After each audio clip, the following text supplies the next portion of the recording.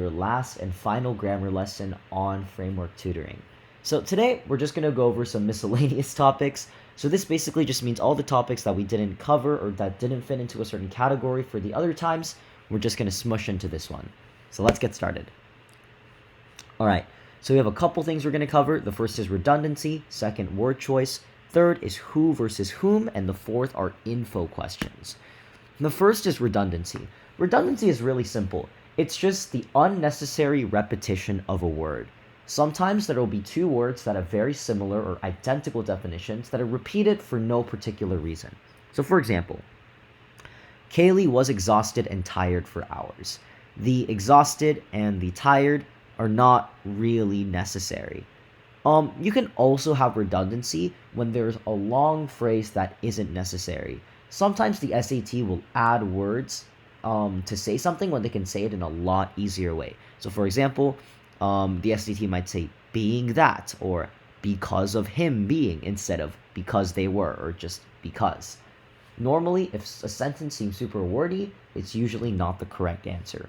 And if there's two things that are the same, there's no need to repeat, I guess, or have two of them because there's really no need to say the same thing twice. So that's basically redundancy. Also, usually, redundancies are gerunds, meaning that they usually end in ing. But this is not like a rule or an end-all be-all thing. Okay, next is word choice. Word choice is one of the most common, but also a little bit one of the more interpretive parts of the SAT because they'll give you a couple choices and they'll ask you to decide what manner of saying a certain phrase or a certain meaning fits the best. My advice is to find the middle ground. It can't be too formal, but it also can't be too informal. If the answer choice involves a common saying or a common idiom, it is never the right answer. It should be literal. But also, if it's really, really complicated, then it also isn't the correct answer. So if we're looking at the examples, you aren't going to pick the answer that says, I basked in the ethereal rays of the sun. That's way too formal. But also, if something says it was raining cats and dogs outside, that's too informal because it uses a saying that isn't literal. Another very common word choice error is diction mistakes.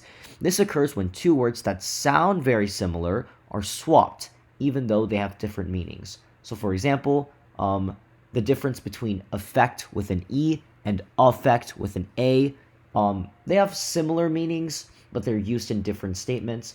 You use affect to show the actual noun of something. So for example, let's say, what's a common effect? Let's see. The placebo effect.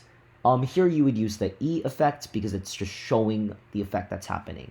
You use affect with an A if someone is actually being influenced by something. So if I say, I was affected by a cold, you would use the A effect because I was the one that was directly being influenced by it. There's a lot of other word choices and a lot of diction mistakes. When they come up on the test, we'll go over them together as we're going through the practice. All right. The next thing is who versus whom. One of the most commonly making errors, not just in the SAT, but in the regular world. Obviously, you aren't going to go up to someone and correct them if they use who wrong in a normal conversation. But the SAT will sometimes ask you about who versus whom, so it's just important to know. Who is used to the subject of the sentence. One of the best ways to see if you should use who or whom, if you can replace the who with a he, she, or an it, and the sentence still makes sense, or you can answer it, then who is the correct choice. So, for example, if the sentence is, who committed this terrible act? Well, did he commit the terrible act? Did she commit the terrible act? That makes sense, so who's the correct answer? But for whom, you're referring to the object of the verb. If you can replace it with a him, her, or a them, and the sentence makes sense, then you should use whom. So, whom should I go to prom with? You can't just say he. You should go to prom with him. You should go to prom with her. You should go to prom with them. That's what makes sense. That's why whom is correct. The final type of question that we're going to go over for the entire grammar section are what I'd like to call info questions. There's a lot of different types of info questions, but the biggest, denominator is that they aren't really asking about a specific grammar topic, They're more asking you about how a sentence fits into the context of the passage, if the sentence should exist, and or the summary of the entire passage. We'll go over and identify info questions during practice. My recommendation is to answer the summary questions later. You shouldn't get so caught up with answering a summary question when you don't know the answer yet. So what I recommend is put a star next to it, skip it over until you answer all the other questions involving the passage, and then come back and answer it. All right, now let's do some practice. Okay, so let's get started. The National Aeronautics and Space Administration, NASA, is a U.S. government agency whose budget is frequently many times contested. Okay, great. This is a perfect example of redundancy. Frequently and many times practically mean the same thing. So do oftentimes and repeatedly. So all of these three are incorrect because it's a redundancy. You should delete the underlined portion and just leave frequently. All right, next. In truth, the agency has a widespread positive effect on society, serving as a catalyst for innovation and scientific understanding. Oh wait, the timing is actually so perfect. We just covered this effect and affect. Here, it would be not the a effect because it's an actual noun. It's not saying that something was affected with an a by something. So it's either effect to or effect on, and it would be effect on a society. You're not saying there's an effect to a society. Great. Let's move on to question 5. All along, these NASA projects have greatly increased international cooperation. Okay, which choice most effectively sets off the list of examples that follows in the next sentence? Well, we obviously need to know what this list is, so you should read the next part. A short list of inventions elaborated by NASA includes communication satellites, invisible braces, and cordless tools. All these inventions spawn new industries, and with those industries, NASA also sponsors small businesses. Okay, cool. Which choice most effectively sets up the list of examples? So it's these things. Okay. All right. Have greatly increased international cooperation. Are these things talking about international cooperation? Not really. This is talking about small businesses and technological advancement in the private sector. So definitely not that. Garnered national publicity. I don't really think it's talking about national publicity.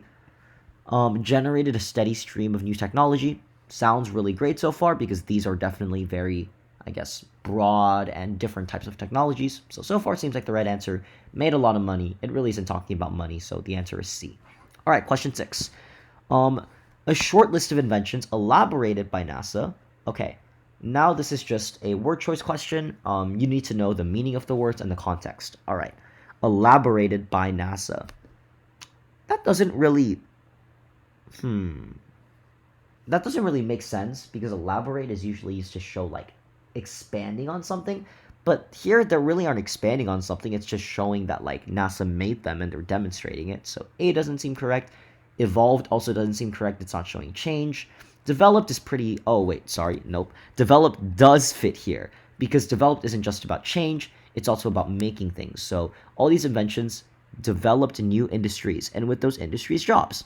So, oh, wait. Sorry. No, not there. A short list of inventions developed by NASA includes communication satellites. Yeah. So it was made by NASA. So developed seems like the correct answer. Progressed by NASA, same as evolved. So C is the correct answer. All right. There's no questions here. Let's go to 15. Okay. Critics of employer-provided professional development argue that the employees might consider a popular career path. Okay. What choice best establishes the argument that follows? Well, we need to know the argument. This is an info question.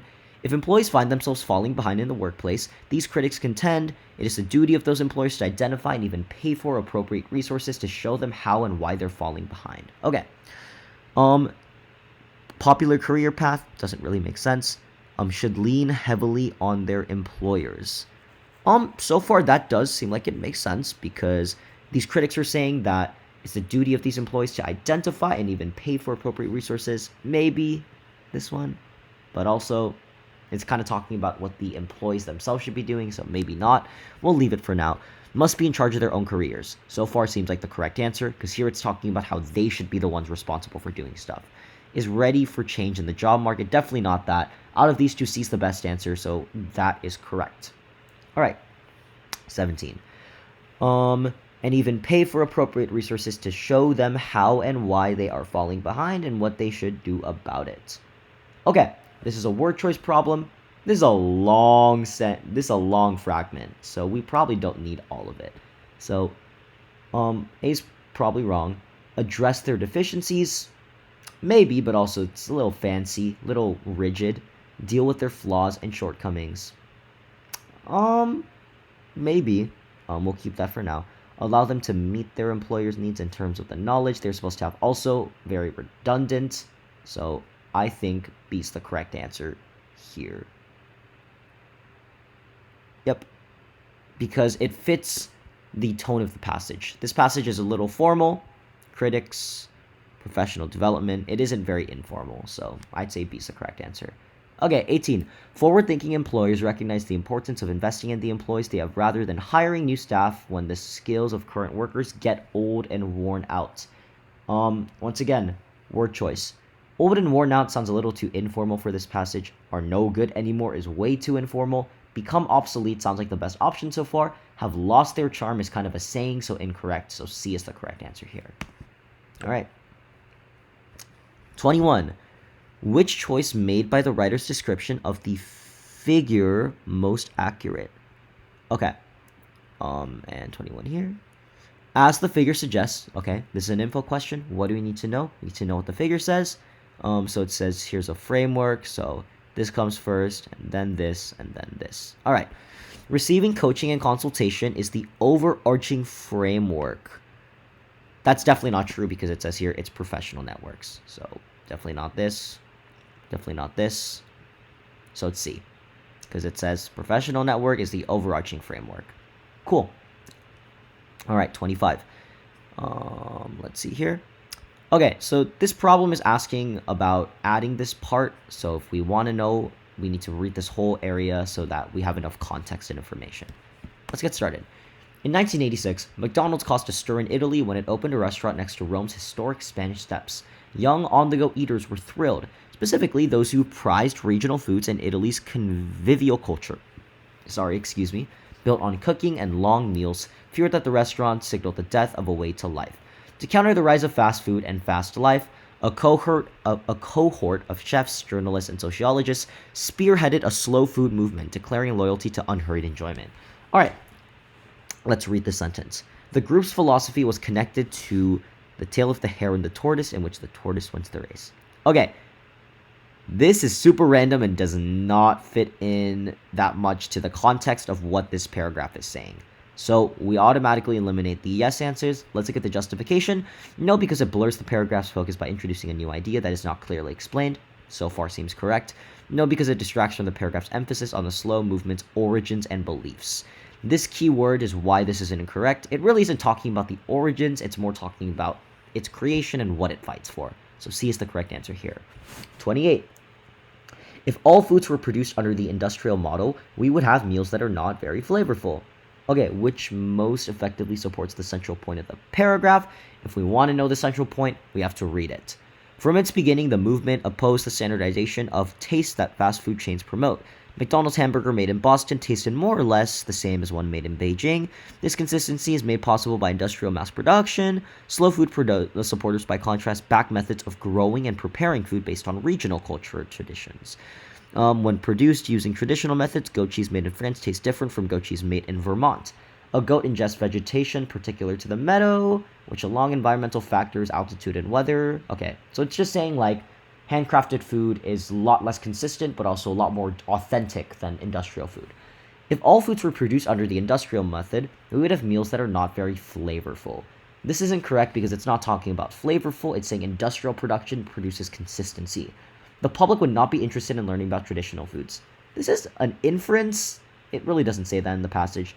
People would not be able to determine how a particular food was made. Not really. Consumers would lose a diversity of flavors. Definitely. All right, now let's look at 30. During their early years, the movement also focused on the value of spending lots of time with friends and family during long meals. Okay, this is a word choice problem. This seems a little bit too long. Doesn't have to be this long. It can be more concise. Leisurely meals with friends and family. Yeah, this sounds pretty concise so far. So, seems like the right answer. Eating slowly and in the company of loved ones. That's way too complex. Joining friends as well as family for time consuming. Definitely not that. So, The answer is B. All right, 31. This emphasis on pleasure pictured criticism for being elitist. I just don't think you would picture criticism. You also wouldn't draw or sketch it. So the answer is portrayed. All right, 35. The Times article claimed that people had fled their homes and that police stations have been swamped with calls. The writer wants to add a supporting detail to indicate that the story was widely reported. Which choice best accomplishes this goal? So we're looking for something that shows it was widely reported. This story was widely reported. Well, A doesn't really do that. We just read it. Other newspapers also ran stories. Doesn't really say much. Many newspapers and magazines feature articles about the 75th anniversary of the broadcast.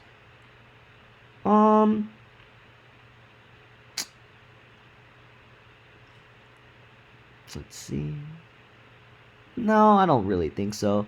Times then and is now one of the most popular news sources. That means it's widely reported, so D is the correct answer. All right, last two questions. Number 40. Proof of ulterior motives is scarce, consequently weakening Pooley and Sokolow's argument. Which choice establishes the main idea of the paragraph? We need to read the paragraph to know what the main idea is. For instance, the C&E Hooper ratings indicate that mere 2% of households had tuned into the broadcast. They also called into question the validity of the off-cited report based on a survey conducted 6 weeks after. Just because some people found the broadcast unsettling doesn't mean they believed it reacted with real terror. According to this report, 1 million people indicated they had been frightened. Ratings, however, revealed that far fewer than a million. Furthermore, Pooley and Solocal note that the survey conflated being frightened, disturbed, or excited. So this paragraph is just talking about the flaws that these two people have found. So we need to look for some flaws. Okay, proof of ulterior motives is scarce, consequently weakening Pooley and Skolow's arguments. This part does not really weaken their argument because they're actually saying that this study is wrong. So nope. But evidence does suggest reports of panic have been overblown. So far seems correct. That's exactly what this conflating is talking about. Yet Pooley and Sokolow maintained that newspaper intentionally distorted the story. Also a little bit too strong, making it difficult to determine what really happened. No, B's the correct answer. Last question, 42. Okay. To make this paragraph more logical, sentence 4 should be placed where it is now, after sentence 2, after sentence 5, after sentence 7. This is an info question. I recommend just trying out every single one and seeing which one makes sense. All right, let's look at sentence 4. Just because some people found the broadcast unsettling, the authors contend, doesn't mean they believed it and reacted with real terror. And then the next sentence talks about 1 million people said they were frightened. I think this should be placed after sentence 5 because sentence 5 is establishing like this frightened thing before. So definitely not this. Definitely not this. So far seems correct. After sentence 7. Furthermore, Pooley and Solocal note conflated being excited by the program with being panicked. Just because someone found the broadcast unsettling, the authors contend, doesn't mean that they believed and reacted with real terror. Okay, I think here D is the correct answer. Because this part is directly expanding on what this is saying. Because it's saying just because some people were excited or felt disturbed by something doesn't necessarily mean they were scared of it. So it's the perfect elaboration which sentence 7 needs. So here, obviously, the answer has to be D. All right. No. So now we've answered all the questions. For all the lessons so far, we've gone over chunks of the grammar passage. The next video will be me going over an entire grammar passage and showing how you approach it. But overall, thank you so much for watching this video. And hopefully it helped a little bit. If you have any questions, feel free to contact me anytime. And I'll see you guys in the next video. Thank you.